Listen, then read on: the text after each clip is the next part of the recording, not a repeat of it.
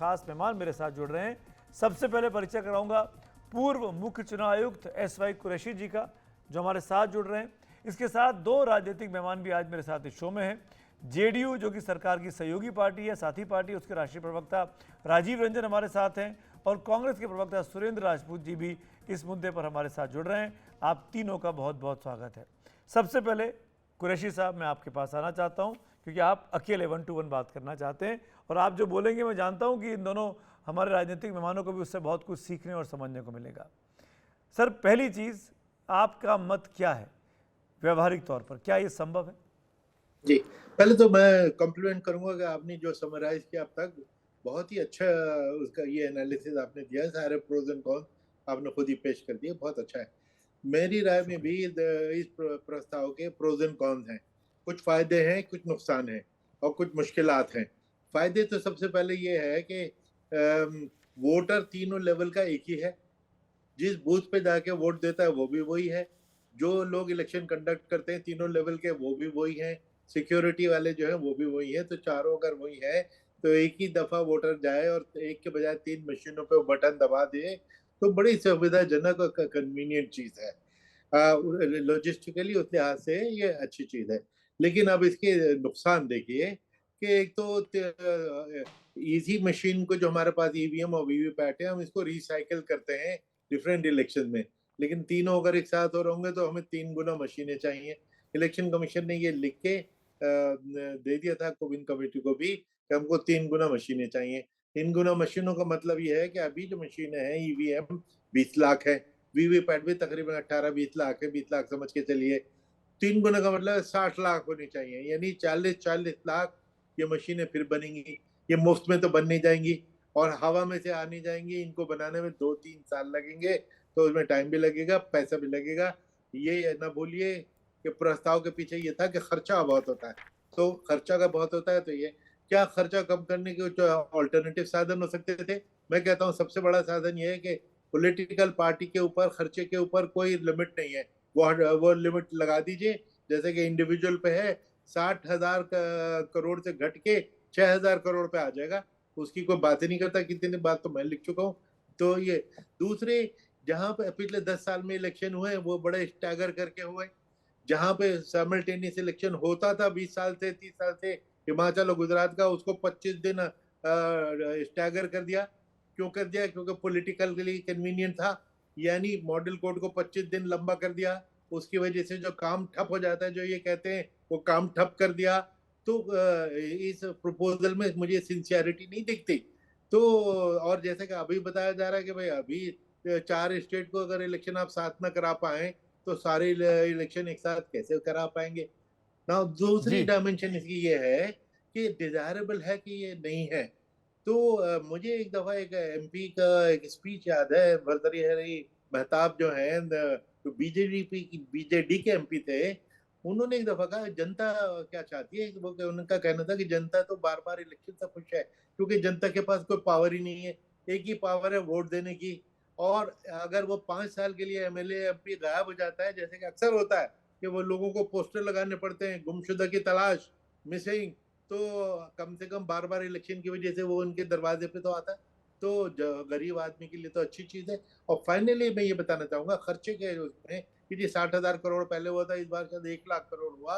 ये सारा इकोनॉमी को ठप करता है। मैं कहता हूँ ये तो इकोनॉमी में जान डालता है। पॉलिटिशियन का रुपया गरीबों को जाता है, इतनी लेबर और जॉब्स क्रिएट होती हैं, रिसाइकिल हो रहा होता है पैसा। ये तो अच्छी चीज है। इस पे कुरैशी साहब, दो दो मुद्दे आपसे और छूना चाहूँगा, फिर मैं राजनीतिक मानव के पास जाऊँगा।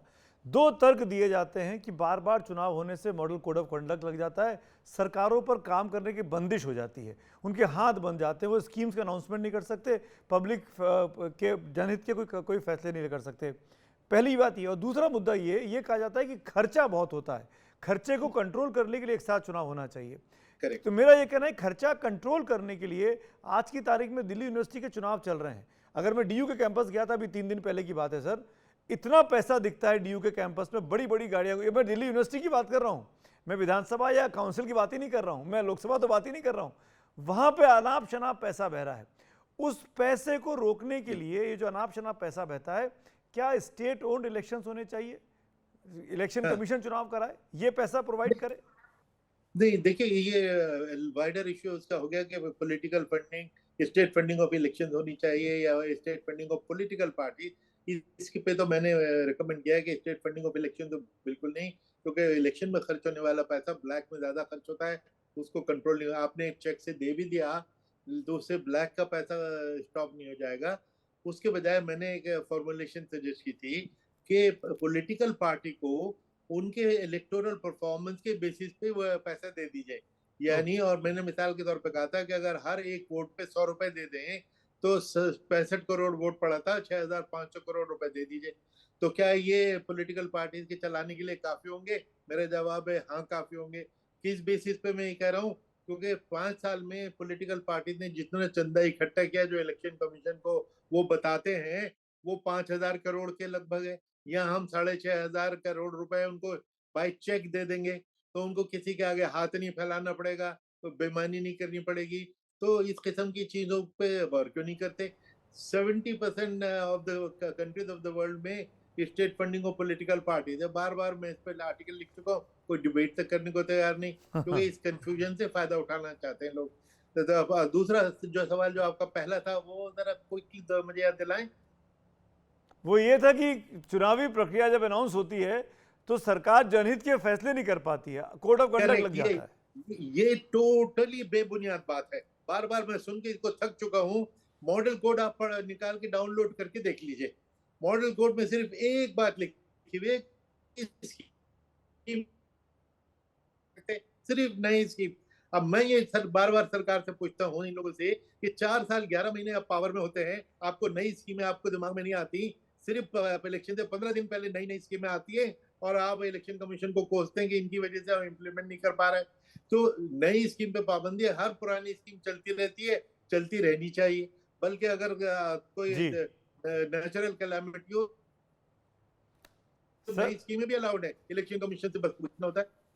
वेरी ट्रू, इलेक्शन कमीशन से पूछना होता है, आप कुछ भी फैसला लागू कर सकते हैं। कुरैशी जी, वक्त इतना ही है, माफ़ी, कल आपसे फिर बात करूंगा आने वाले वक्त में, माफ करिएगा।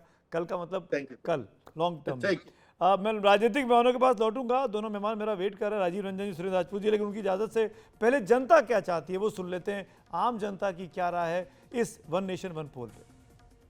बहुत अच्छा हुआ है, अप्रूव है, ये होना चाहिए।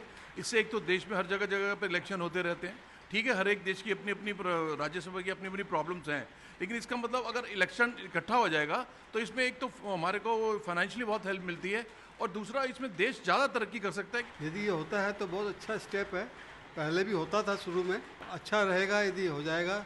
वन नेशन वन इलेक्शन में ये है कि बेनिफिट हमें ही होगा, क्योंकि जनता के ऊपर जब इलेक्शंस होते हैं तो बहुत ज़्यादा खर्चा जनता को ही सहना पड़ता है, तो इस ये बेनिफिट हमारे लिए ही होगा और आई एम हैप्पी कि ये बिल पास हो जाए। पैसा जो खर्च होता कहाँ से जाता है? जाता तो जनता की जेब से है ना भाई, कोई नेताओं को घर से तो जाता नहीं है, जाता तो हमारी जेब से है, पब्लिक की जेब से जाता था। समर्थन करेंगे, फायदे ही फायदे हैं। जब सब एक हिसाब से काम होगा तो अच्छा ही काम होगा, समय के बचत होगा, पैसे के बचत होगा अपना देश के। देखिए, वन नेशन वन इलेक्शन एक बेहतरीन योजना है।